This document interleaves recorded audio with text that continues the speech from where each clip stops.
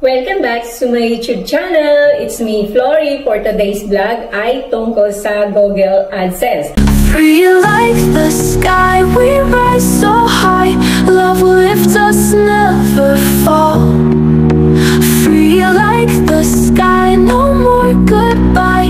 In the night we hear the call.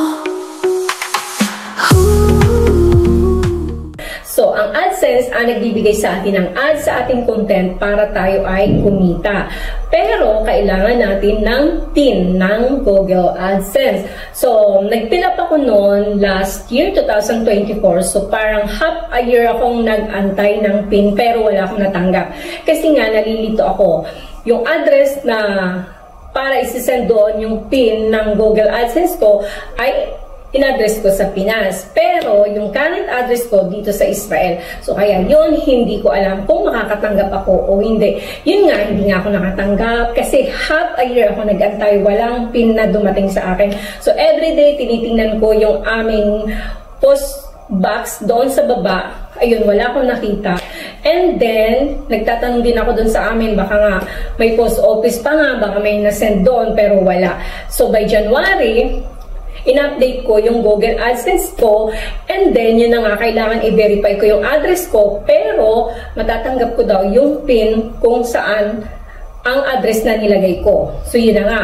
And then January 3, nakatanggap ako ng email galing sa Google AdSense na sinend na nga nila sa akin yung PIN, at kung natanggap ko na ito, i-verify ko yung address ko para maging check na ang aking Google AdSense, para tuloy-tuloy na yung ads ng aking content. So, meron na akong ads, mayroon na rin akong kita doon, kaya lang hindi ko pa pwedeng ma-withdraw yun o hindi pa pwedeng ma-pay out kasi nga hindi pa check ang aking address kung saan nila isisend yung aking payment. So, ayun na nga. Natanggap ko na nga. So, ang ginawa ko, kinunta ko yung nagtatrabaho sa post office sa amin. And yun nga, meron nga dumating na sulat galing sa Google AdSense. So, ayan na nga. Ganito talaga. Para ako nanalo sa loto dahil alam kong may dumating ng AdSense PIN doon sa amin kung saan ko in-address ang aking PIN. So, ayun na nga. So, papakuha ko na lang yon kasi nga, hindi naman makapunta yung aking mother dahil senior na siya. So, papakuha ko na lang sa kapitbahay namin with valid ID para ma-enter ko na yung PIN ng aking AdSense. So, ito na nga. Charan! Nakikita niyo ba ang nakikita ko? Okay, sino kaya siya? Ayan na ang aking pinaka-antay after 10 years. So, ayan, dumating din siya. And then, ang nakalagay dito ay sign into your AdSense or AdSense for YouTube account. Then, go to payment. Then, verification check. Then, enter your PIN and click submit.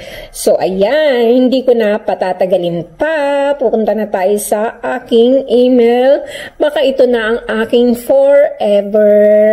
So, meron akong natanggap na email dito nung January 3. So, enter natin yung PIN and then submit natin. Sana makisama siya dahil matalpin na itong inaantay. So, walang umaga at hapon na di ko kiniklik o chine-check yung mail ko. Kasi nga, ito talagang kinababaliwan ko. So, sana makisama siya today. So, ayan. Punta tayo dito sa verify your address. So, punta tayo ng Google AdSense. And then, punta tayo ng payment verification check. So, ayan. So, sana makisama siya kasi needs attention. So, address verification. Sana ito na nga siya. Okay? So, enter na natin yung PIN number natin.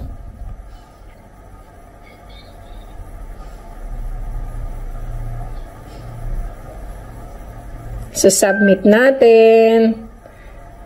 Yes! Completed! Ang galing! So, ano nang mangyayari ngayon?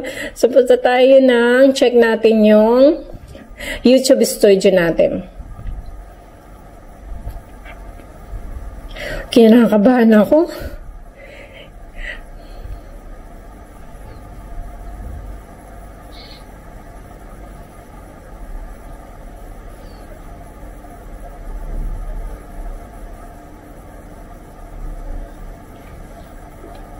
Ayan na, address verification completed na tayo. Okay. That's it for today. See you next episode. Bye-bye! Free like the sky, we rise so high.